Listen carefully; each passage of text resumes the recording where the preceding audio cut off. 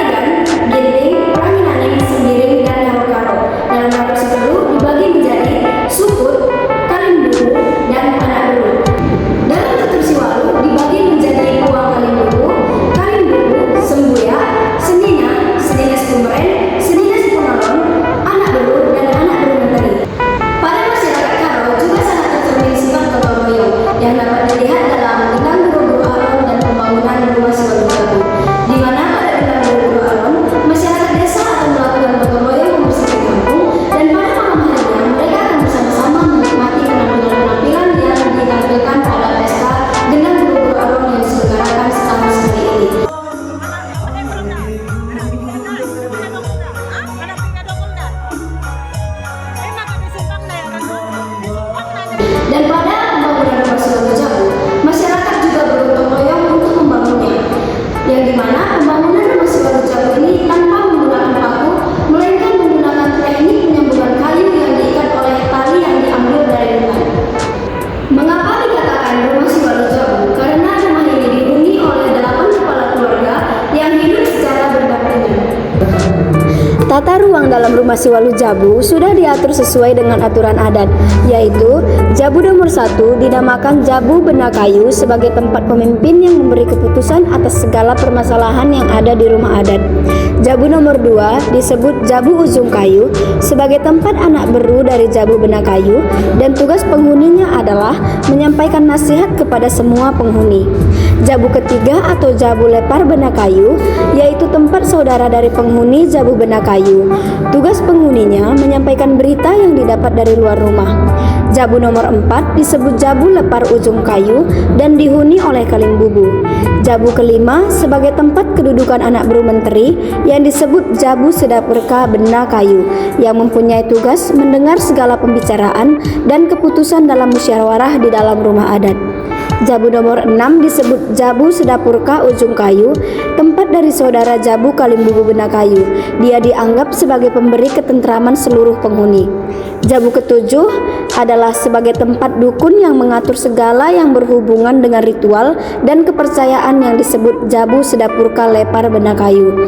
Dan yang terakhir adalah Jabu Sedapurka Lepar Ujung Kayu yang bertugas membantu penghuni Jabu Bena Kayu menjamu tamu.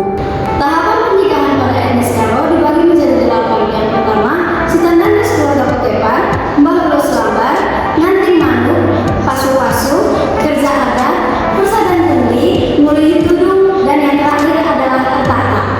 Dalam etnis Karo terdapat istilah membentuk rumah baru atau memasuki rumah baru. Dalam hal ini akan disertai acara ucapan syukur karena seseorang telah berhasil mendirikan rumahnya. Dalam etnis Karo juga terdapat ritual Pamit Pulau. Pamit Pulau adalah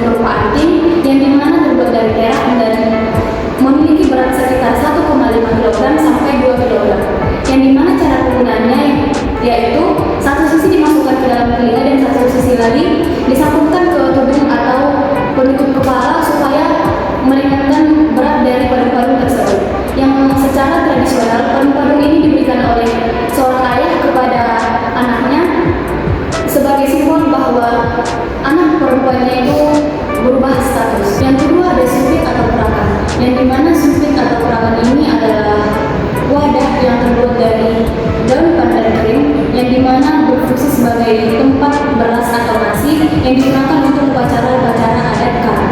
Yang ketiga ada tumbuk lada. Tumbuk lada adalah senjata tradisional yang pada sejarahnya berasal dari kerajaan Arab. Tumbuk lada ini terbuat dari logam kuningan yang mengandung racun, dan tumbuk lada ini digunakan untuk pertarungan jarak dekat. Yang keempat yaitu kesenian. Masyarakat Karo memiliki bentuk kesenian yang sudah menjadi ciri khas dalam budaya Karo, terutama dalam bidang lagu, alat musik, dan tari-tarian tradisional. Yang pertama lagu Eskadar Betil yang diciptakan oleh Jaga Depari, yang dimana lagu ini melambangkan semangat pejuang para pemuda Karo yang ikut berperang melawan penjajah.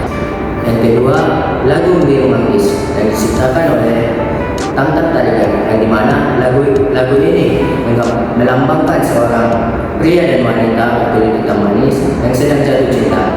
Yang ketiga lagu Tanah Karo Semalam yang diciptakan oleh Jaga Depari. Lagu ini menceritakan tentang keindahan alam Tanah Karo, di mana masyarakat begitu harmonis, rukun dan tentram. Yang kedua adalah alat musik. Alat musik gendang lima sendalanen adalah alat musik tradisional Karo yang paling terkenal.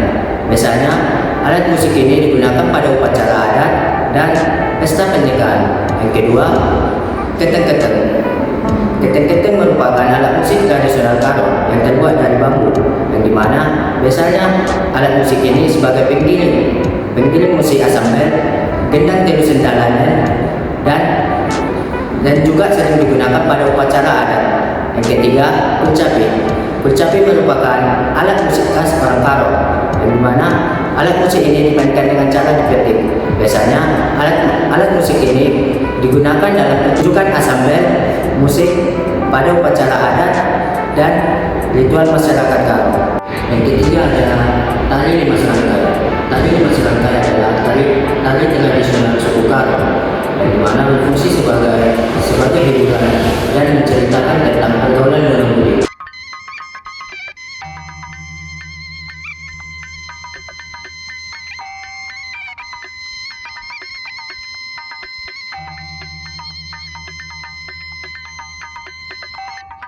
Kedua adalah tari tradisional. Tari tradisional adalah tari tradisional suku Karo, yang dimana proses pendekatan antara muda-mudi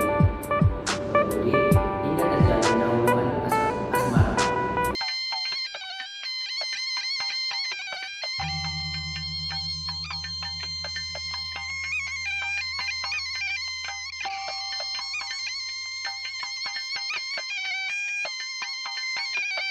Yang ketiga tari bisa sulit, dan keempat tari dulu. Yang kelima yaitu kuliner khas Karo. Yang pertama yaitu terites. Terites ini terbuat dari isian perut kerbau atau sapi. Terites ini biasanya dihidangkan di saat ada acara kerja tahun, pesta adat Bayu, dan konfirmasi baru. Yang kedua yaitu cimpa. Cimpa ini terbuat dari tepung ketan, gula merah, dan kelapa yang diparut. Cimpa ini dibalut dengan gulung seafood. Cimpa ini juga sering dihidangkan di pesta kerja tahun, konfirmasi baru, dan kerja adat Bayu. Selanjutnya yaitu dasak telu. Dasak telu ini dibahan utamakan dengan ayam. Ayam yang dicincang dengan kelapa parut dan daun ubi ini biasanya dihidangkan di acara-acara upacara Karo seperti kerja tahun, konfirmasi baru, besur-besuri, dan kerja adat Bayu. Berikutnya yaitu manuk sangkep atau manuk batu. Manuk sangkep atau manuk batu ini juga dibahan utamai dengan ayam. Ayam yang dimasak secara utuh. Manuk sangkep ini biasanya digunakan ketika ada acara seperti pengucapan rasa syukur, doa, dan penghargaan. Nah, di sini saya akan menjelaskan materi yang pertama, yaitu adalah tekstil khas suku Karo. Nah, tekstil khas suku Karo yang pertama itu adalah gelam-gelam. Gelam-gelam merupakan kain yang digunakan untuk menutupi kepala pengantin wanita dengan cara melapisi tudung bagian tengah. Ciri khas dari kain ini memiliki warna hitam pekat polos tanpa motif apapun. Kain ini terbuat dari kapas yang ditenun secara tradisional sehingga memiliki sifat yang kuat dan bertekstur tipis. Kemudian yang kedua adalah wisdara. Wisdara digunakan untuk melapisi dilapisi tudung bagian luar menutupi kepala pengantin wanita. Ciri khas dari kain ini adalah berwarna merah tua ditambah dengan motif berwarna putih, garis putih, serta bagian pinggiran yang berumeh dan dilapisi oleh garis berwarna emas. Nah, wisdara ini juga terbagi dua jenis. Yang pertama, wisdara yang memiliki emas yang biasanya dipakai pada pesta pernikahan, dan yang kedua, wisdara tanpa emas yang biasanya digunakan oleh wanita suku Karo dalam kehidupan sehari-hari.